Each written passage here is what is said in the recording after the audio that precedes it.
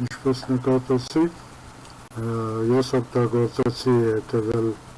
գործիքները քառակուսի կլոր եւ բազմանկյուն։ Այս օբյեկտները ամենասովորական օբյեկտներն են մեր ծրագրի մեջ, որը որ կսկսենք ծրագիրը։ Երկրորդ անգամ կլիկ անելով մենք կարող ենք պտտել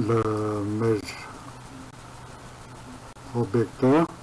ցանկացած աստիճանի տակ։ Եթե մեզ հստակ աստիճան է պետք, ապա մուտքագրում ենք ստեղ, օրինակ եթե 90 է պետք, 90 եւ enter։ Մեկ կլիկ, ստեղ առաջի կլիկում մենք փոխում ենք չափ, երկրորդ կլիկ, ստեղ փոխում ենք իր ուղղությունը, ֆրազնում ենք, պտտացնում ենք կամ թեքում ենք ուրիշ աստիճանի տակ, վերև, ներքև, աջ,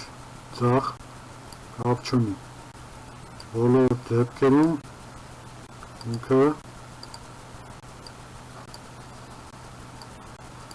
կարա փոխվի ու այս բոլորը եթե մեզ պետք չի, ապա հետ ենք բերում Ctrl Z կամ admin-ից հրահանգով։